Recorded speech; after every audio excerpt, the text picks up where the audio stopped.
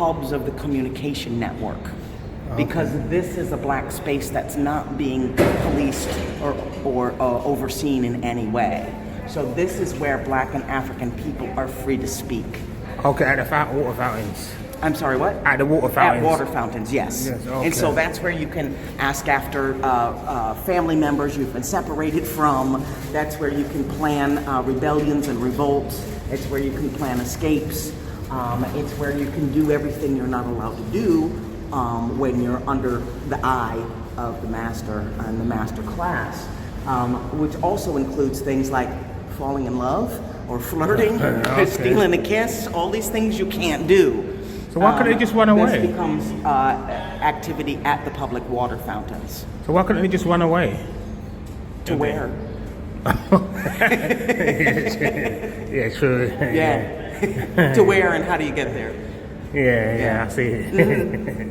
So these become the hubs of the Black Communication Network, and so that's something I'm studying now because many of these fountains have been destroyed, and I'm looking at the ways in which it's very possible that they were deliberately destroyed in order to destroy black spaces and black communication networks. Oh, okay. But this is how you could pass messages and get together, is at the public water fountains. Oh, okay.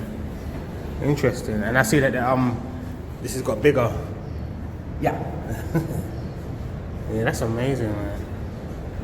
And you can see the swamp is now almost completely drained out through this canal.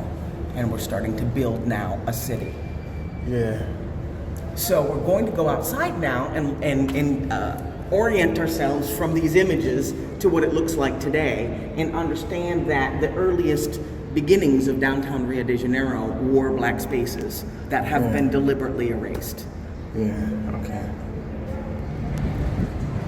Oh yeah, I can see the gate there. There's a gate there where you come down here, and here's the path that winds down here. Yeah. And the path ends here. So where was the cemetery? Here. Exactly. So we're standing. And you can read on the plaque that marks the memory of this space. Completely erased. Nobody here has any idea. Well, we're walking on a cemetery. That we're walking on consecrated ground. Oh wow! And what do we have instead at the end of the walkway? A subway. The subway. Yeah, that's so crazy. in the name of modernity, in this quest for the future, you can build a subway through a black cemetery. That's crazy. Yeah. That's crazy. So what happened to the bodies? I don't know.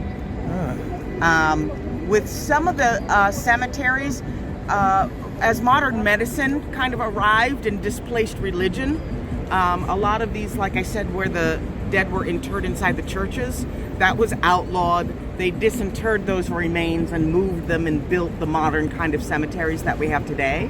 Okay. So when it comes to the black cemeteries and the indigenous cemeteries, sometimes there are records that we know they were moved, but sometimes there are just no records. We just don't know what happened. So we don't know if they just forgot or didn't care to take care of those places and only took care of the upper class white burial. Yeah, that's crazy. Is it true that they moved a lot of indigenous people from India, from America over here as well, to build the city as well? I've never heard that. Oh, okay. Okay. Not this far south? I don't know. Yeah, I've never heard that. I don't know anything about that. Okay.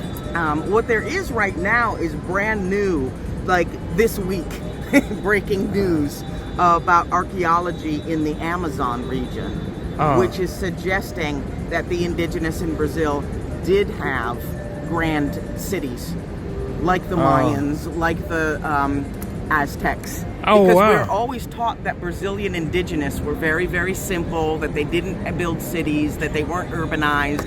So there is now indication that actually not only was that true, but this one's really mind-blowing, is that the Amazon forest was actually cultivated. Yeah. That indigenous people created the rainforest. It's not a natural... Oh, wow. Yes. Okay. So that's the other big breaking news, is there's indications of that. So it's really right now that a lot of this archaeology is going on or needs to be done. And we're at a point where the government is cutting all scientific research. He's trying to defund public universities. So we're at a real battle for memory at this point in Brazil's history. Was it the government that cut the fund to the museum? Yes. Oh, I thought so. Yeah. That's deep, man. Yeah. Wow.